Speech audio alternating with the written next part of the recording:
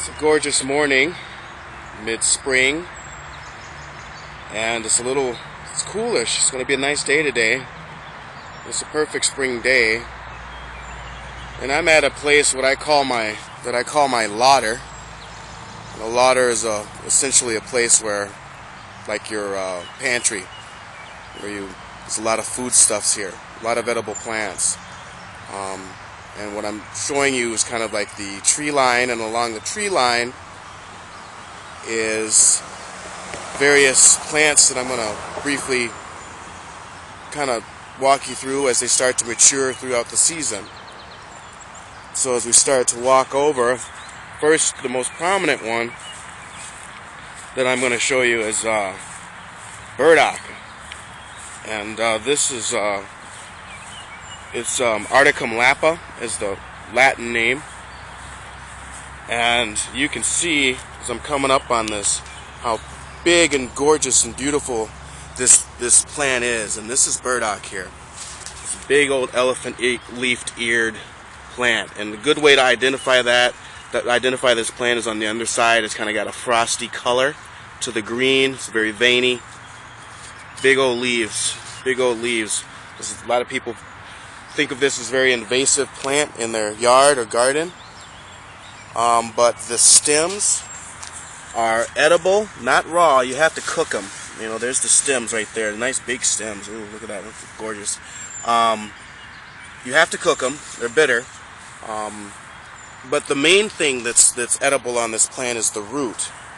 And burdock grows a big, thick taproot that you kind of almost need a backhoe to get out. I mean, it's as big as this plant, and these look like second-year plants, meaning that this year they're going to flower into the burrs. That's probably the inspiration for Velcro. It's a 2-year plant before it dies off and then drops its burrs or the seeds, or that's how it transplants it reproduces itself.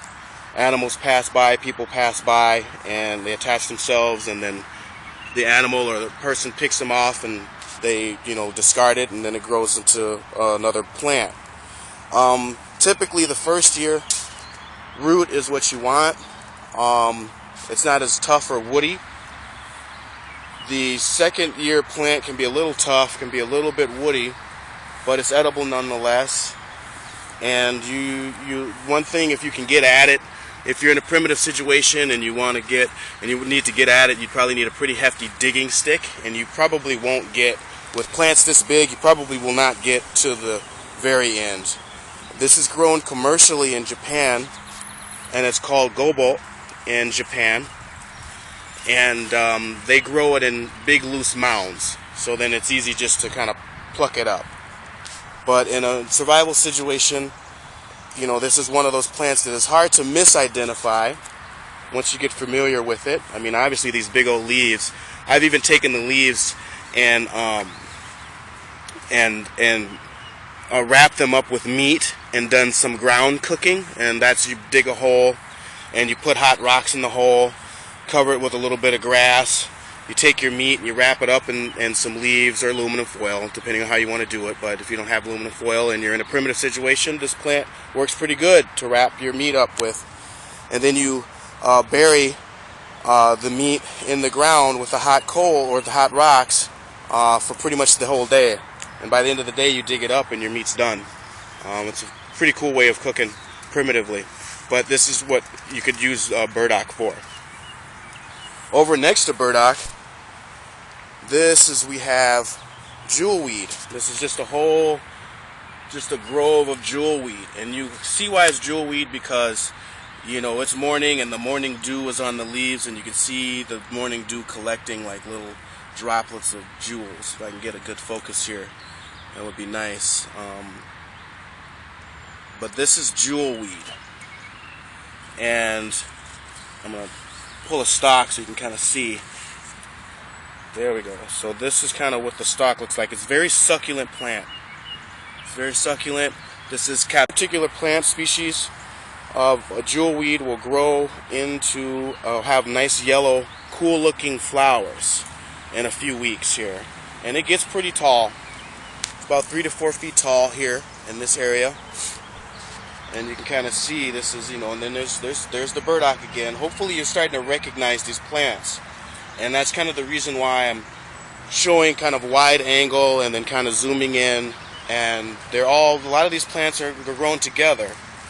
And, as you're going out and about and you're picking plants, you're looking at plants, you're kind of going, oh, what's this plant next to it, and you look it up or something like that.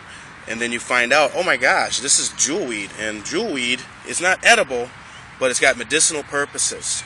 And it grows next to stinging nettle, which I'll show you next. So if you get stung by stinging nettle, if you're out here harvesting it, then you can take jewelweed and crush up the stem. They'll have little nodes on them actually, and then you'd rub it's very kind of got like a aloe vera plant gel consistency, and you'd rub it on that, whether it's a bug bite or bee sting,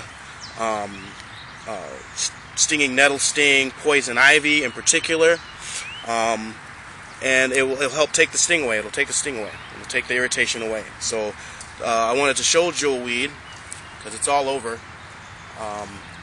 as a very useful plant that grows right next to its adversary, or an adversary to us, I should say, that will sting us. And this is a good plant to know that'll help. That's jewelweed. Alright, so let's see if we can find some stinging nettles. And there's various thistles here. Most thistles are edible. I'm not quite sure what species of thistle this is, so I'm not even going to talk about it, but I'm just noticing it. It's important to be mindful, because these thorns look like they're no joke. So you got to be careful. You got to treat nature with respect. And here we go. This is a much more mature stinging nettle. Okay, this is Urtica dioica, and that's a stinging nettle plant. And this plant is edible, it's medicinal, and it's utilitarian. It's one of my top 5 and first tier plants that I like to show people, because you can hardly misidentify it. As you can see, there's a bunch of it here. There's even more over to my right. It's all over the place. It's very common, and it's got multiple uses.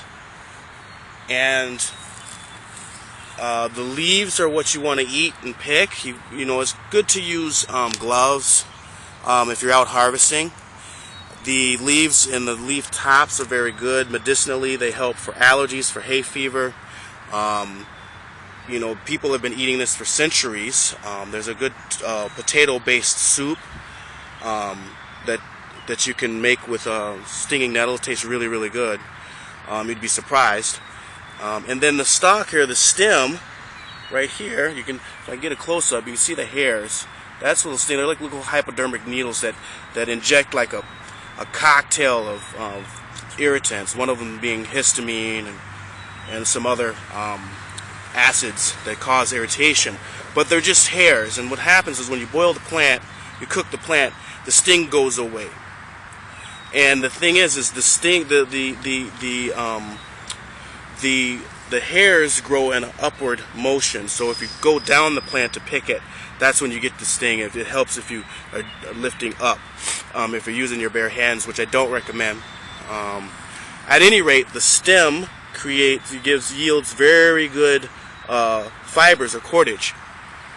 Very good fibers of cordage. So, in fact, my understanding is that in World War II, in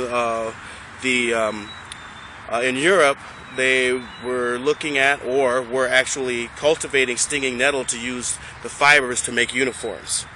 So you can render the fibers down pretty good, and it's pretty soft. Once by hand, you probably can't get it as soft as you could commercially, but it does yield some good fibers for different crafts and making different items and stuff. So this is stinging nettle, and it's all over. And notice there's jewelweed right there. So if you get stung by the stinging nettle here, then you can go ahead and grab some jewelweed right quick and rub it on your sting, and it should take the irritation away in short order. So notice how they're growing next to each other.